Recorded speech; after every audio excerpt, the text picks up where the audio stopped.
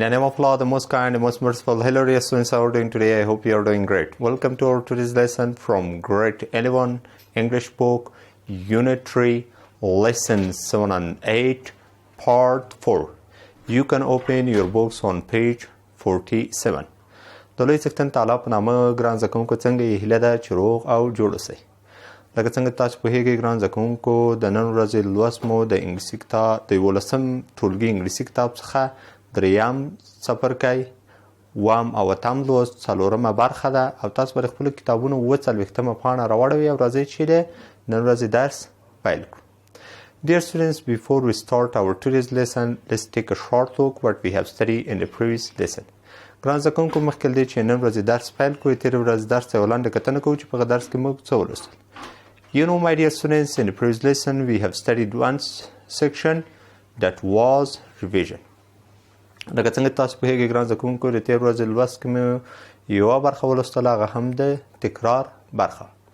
نو ګران زده کوونکو د تکرار په برخه کې هلته مختلفې موضوعګانې راغلې وې چې هغه موږ ولوستلې او یو ځل بیا راته تکرار شوې تر څو وکولی شو درسونه مې چې لوستلي وي ذهن ته مو راشي او په ښه توګه یې زده کړو. نو ګران زده کوونکو هغه د تکرار برخه وه د تېر درس نو هغه مو ولوستله. My dear students, let's move on our today's lesson. نو ورشو د نن ورځې لوست.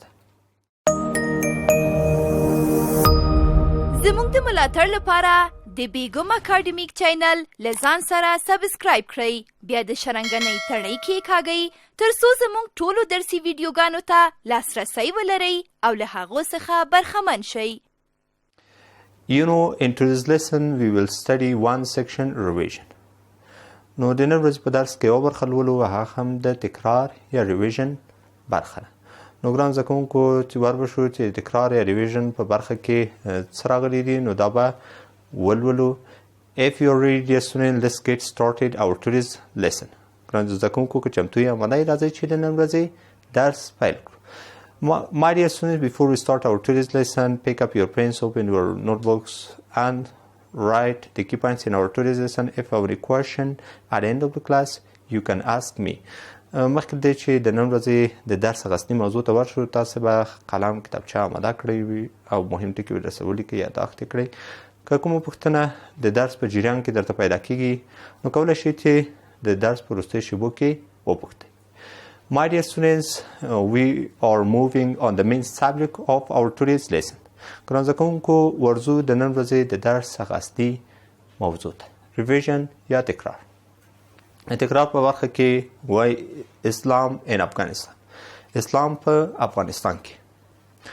نو دا موضوع ده په دغه موضوع به موږ ګران زده کوونکو خبرې کوو چې اسلام په افغانستان کې څه افغانستان ته اسلام راغلی دی، څه ډول راغلی دی او څومره فیصد د افغانستان خلک مسلمانان دي. همداسې ګڼې نورې خبرې دي په هغو به هم دلته دا متن به ولولو پرې پوه بشو. My dear students, let's start the main subject. راځئ ګران زده کوونکو اصلي موضوع پیل کړو. Approximately 99% of Afghanistan's people are Muslim and out of them 80 or 85% are Sunni of the Hanafi school, while 15 to 20% are Shia, the majority of whom are Filber. تقریبا په سلو کې 99% د افغانستان خلک مسلمانان دي. له دوی څخه 80 تر 85% سني مذهبه حنفي دي. سره له دې چې له 15 تر 20% شیعه دي چې ډیری یې 12 امامه هم دي. ښه ګران زده کوونکو دغه برخه کې مو ولوست چې د افغانستان په دې موضوع باندې پوه شو چې د افغانستان 99% ټول خلک چې دي اوسېدونکي چې دي دا مسلمانان دي او په دې کې 80 تر 15% سني مذهب، 15 تر 20% شیعه مذهب دي. په ادامه کې بیا وایي there is also a strong influence of Sufism among both Sunni and Shia communities. په سني او شیعه ټولنو کې د تصوف قوي نفوذ هم شته یا موجود دی. There are about 1.5 billion of Muslims all over the world and Afghanistan is part of Islamic Ummah. په ټوله نړۍ کې 1.5 میلیارد مسلمانان شته او د افغانستان خلک د اسلامي امت یو برخه ده. لکه څنګه ګران زده کوونکو په دلته تاسو پوه شو چې په ټوله نړۍ کې د مسلمانانو دغه تعداد چې دی یا شمېر چې دی دا 1.5 میلیارده دی او ورځ تر بلې دغه تعداد زیاتیږي او افغانستان هم د دغه اسلامي امت یو برخه ګڼل کیږي. نو پاتې برخه کې ګران زده کوونکو وایي early history. early history یا مخکینی تاریخ دی د اسلام. نو په دې تاریخ کې غږیږو چې مخکینی تاریخ دی په افغانستان کې اسلام څه ډول راغلی دلته. نو دغه به ګران زده کوونکو دا متن به ولولو دلته. At the end of the 7th century, Muslims entered into the area now known as Afghanistan after decisively defeating the Sasanians in Niwat. د اوم پیړۍ په وروستیو کې مسلمانان د ساسانیانو له کلکې ماتې وروسته په نیوات کې هغوی دغه سیمې ته ننوتل چې اوس د افغانستان په نوم یادیږي. نو ګران زده کوونکو کله چې مسلمانانو ساسانیانو ته کلکه ماته ورکړه د نیوات په سیمه کې ماته ورکړه او دوی نو دغه سیمې ته رانوتل چې نن د افغانستان په نوم یادیږي. نو ګران زده کوونکو په ادامه کې وایي following this colossal defeat the last Sasani emperor Yazgard who became a hunted fugitive fled easternward deep into Central Asia. د دې سترو ماتو په دوام د ساسانیانو وروستی واکمن دریم یزګرد چې په تښتېدلي ښکار باندې تبدیل شوی و د شرق پر لوري د مرکزي اسیا زورو ته وتښتېد. یعنی مسلمانانو دغه د ساسانیانو هغه دریم واکمن چې دا تعقیب کو او هغه د مرکزي اسیا هغه ژورو سیمو ته وتښتېد. In pursuing Yazgard, the route the Muslims selected to enter the area was from northeastern Iran and thereafter into Herat, where they stationed a large portion of their army before advancing towards eastern Afghanistan. نو ګران زده کوونکو ورته وایي چې د یزګرد د څارلو په خاطر مسلمانانو چې کوم لوری د سیمې ته د ننوتلو لپاره وټاکه د ایران شمال ختیځ او وروسته هرات و. یعنی هغه شمال ختیځ نه د ایران دوی راغله او وروسته د هرات ونیوه. مخکې له دې چې دوی د افغانستان ختیځ لوري ته پرمختګ وکړي خپلې اردو ډیره برخه یې هلته ځای پر ځای کړه. نو ګران زده کوونکو لکه څنګه تاسو پوهیږئ دلته وایي دغه یزګرد چې تعقیب کړو نو دوی هغه لوری انتخاب کړ چې تر څو دی ګیر کړي او وروسته دوی د ایران له شماله راغلل هغه خونه هرات ته راغله او له هرات کې دوی د اردو لویه برخه هلته ځای پر ځای کړه مخکې له دې چې د افغانستان شرقي سیمو ته دوی پرمختګ وکړي او هلته لاړ شي. نو په ادامه کې ګران زده کوونکو دغه د افغانستان په افغانستان کې د اسلام د پیل هغه تاریخ و چې څه وخته په کومه پیړۍ کې اسلام افغانستان ته راغلی دی او همداسې ګران زده کوونکو پاتې برخه کې دلته مونږ لولو ټوډے وایي نن ورځ په افغانستان کې دی یعنی هدف اسلام څه ډول دی. اسلام is a central pervasive influence throughout Afghanistan religious observances. د اسلام دینی فرایضو په ټول افغانستان کې یو مرکزی او پراخ اغیز درلودلی دی. یعنی دغه فرایض چې دی هغه کوم احکام چې دی دینی د په افغانستان کې ډېر مرکزی تاثیر لري او پراخ تاثیر هم درلودلی دی او اوس هم لري. او په ادامه کې وایي in addition to central Friday mosques for weekly communal prayers which are not obligatory but generally attended, smaller community maintained mosques stand at the center of villages and as well as in all corners of Afghanistan and nation. په دې سربیره د ښار په جوماتونو کې د جمعې لمونځ له جماعت سره کیږي، لکه څنګه چې د جمعې لمونځ په یوازې توګه وایي نه کیږي، نو د جمعې لمونځ د افغانستان په کلیو او بانډو کې هم ترسره کیږي.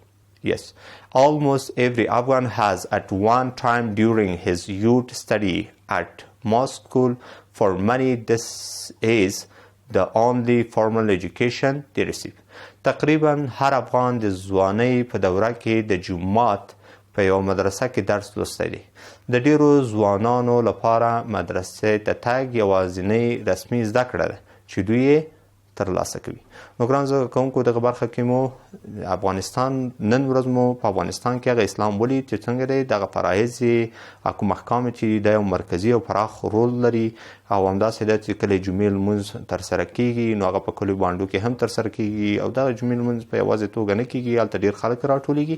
او همداسې ګران زده کوونکو، لکه څنګه چې تاسې پوهیږئ، هر څوک د ځوانۍ په دوره کې، یعنې زیاتره افغانان چې د ځوانۍ په دوره کې دوی هغه مدرسې ته ځي، او هلته دغه ډېر مدرسې ته تګ د دوی لپاره د رسمي زده کړو حیثیت لري، او دلته دوی دغه زده کړې ترلاسه کوي. نو دا نن ورځ په افغانستان کې دا د اسلام هغه تاثیر و. اوس پاتې برخه کې ګران زده کوونکو وایي because Islam is a totally way of life and functions as a comprehensive code of social behaviors regulating all human relationship, individual and family status depends on proper observance of the society's value system based on concept defined in Islam. تر کوم ځای چې اسلام د ژوند یو بشپړ لار ده وایي، او د ټولنیزو کړو د یو پراخ نظام او د ټولو انساني اړیکو تنظیم کوونکي په توګه عمل کوي، د کس او کورنۍ وضعیت د ټولنې ارزښتمن نظام سم مراتول په اسلام کې د تعریف شوو مفاهیمو پر اساس دي. Sharia law and customary laws are practiced in Afghanistan since the rise of Islam. د اسلام د خپرېدو راهیسې په افغانستان کې شرعي او دودیز قواعد پلي کیږي. نو ګران زده کوونکو، دا مو په افغانستان کې موږ هغه متن ولوست چې په افغانستان کې نن ورځ دغه متن اسلام په اړه و چې په افغانستان کې نن ورځ د اسلام څومره تاریخ یو پراخ تاثیر لري او اغیزه یې زیاته ده، او همداسې ده چې دا د ژوند یوه لاره ده، روښانه لاره ده، ټولنې کړه وړه هغه ټول انساني اړیکې د اسلام تنظیموي. او همداسې دغه اسلام چې موږ کله مراعات کړو او د دې مراعاتولو سره د ژوند هغه واقعي لاره موږ څه کوو پیدا کوو. نو همداسې دغه شرعي قوانین چې دي دا په افغانستان کې، دودیز قوانین چې دي دا هم په افغانستان کې ان له اولې له اسلام نه پلي کیږي. نو ګران زده کوونکو، متن ولوست، دغه متن چې څه وخت اسلام افغانستان ته راغلی و او څه تاثیرات یې په خلکو درلوده، او څه ډول مسلمانانو له ایران څخه بیا هرات ته دوی څه ډول راغله، او داسې د افغانستان نورې سیمې څه ډول ونیولې. نو دغه متن ګران زده کوونکو چې په دې برخه کې مو ولوست. نو ګران زده کوونکو، هیله ده چې یو څه مو ترې زده کړي وي. نو راځئ چې ورسوئ نن ورځې دا درس راټول کړو. My dear students, let's do a quick recap of our today's lesson. In today's lesson we have studied one section revision. لکه څنګه چې تاسو پوهیږئ ګران زده کوونکو، د نن ورځې په درس کې یوه برخه ولوسته، هغه هم د ریویژن یا تکرار برخه. د تکرار په برخه کې د اسلام په اړه پوه شو چې اسلام څه معنا لري، یا اسلام څه ډول افغانستان ته راغی، او څه کومې اغیزې درلودلې په خلکو، او دغه د ژوند د خلکو د ژوند کومه تګلاره ده، او ځوانان په څه ډول دوی مدرسو ته ځي، او دغه په ژوند کې څه ډول تاثیرات دي. یعنې ځینو ځوانانو لپاره حتی دغه مدرسې د رسمي زده کړو حیثیت لري، او په ټولو افغانانو باندې په ژوند باندې دغه اسلام ژور تاثیر درلود یا یې لري. نو ګران زده کوونکو، دغه متن مو دغه د درس لنډیز و چې موږ نن په دې برخه کې دغه اسلام په اړه وغږېدو او متن ولوست. نو هیله تاسو هغه مهم ترکیبونه، لغاتونه او داسې هر هغه مهمې جملې تاسو مخ درځي در سره یاداشت کړئ، ویلې کړئ، او داسې پراکټس یې کړئ تر څو په سمه توګه یې زده کړئ، او د اسلام په اړه مو معلومات هم زده شي. My dear students, if you're ready, let's move on at the end of today's lesson. At the end of today's lesson, you have homework. Your homework is important. You have to try your best to do your homework as much as possible. نو ګرانو زده کوونکو، ورځو د نن ورځې درس وروستۍ شیبو ته، لکه څنګه تاسو پوهیږئ، کورنۍ دنده ده، او کورنۍ دنده باید په سمه توګه ترسره شي. Pick up your pens, dear students, and notebooks and write the homework for tomorrow. ګران زده کوونکو قلمونه کتابچې مو آماده کړئ او ولیکئ کورنۍ دنده سبا ورځې لپاره. Homework. Write the passage of page 47. تاسې به د 47 پاڼې هغه متن لیکئ. کله مو چې ولیکئ سبا ورځ چې راغلی ګران زده کوونکو متن زه ګورم چې دا مو لیکلی. ځکه چې یو ځل یې ولیکئ بیا مو په ذهن کې ښه کښېني او مهم لغتونه او هر څه مخې ته درځي. بیا کوم ځای کې ستونزه ولرئ هغه هم پوښتلی شئ. My dear students, that's the end of our today's lesson. ښه ګران زده کوونکو دا و د نن ورځې د درس وروستۍ برخه. هیله ده چې یو څه مو تر زده کړي وو. تر راتلونکي مو په الله سپارم. په مخه مو ښه شه. د بل درس له پیل وړاندې لنډه دمه اخلو.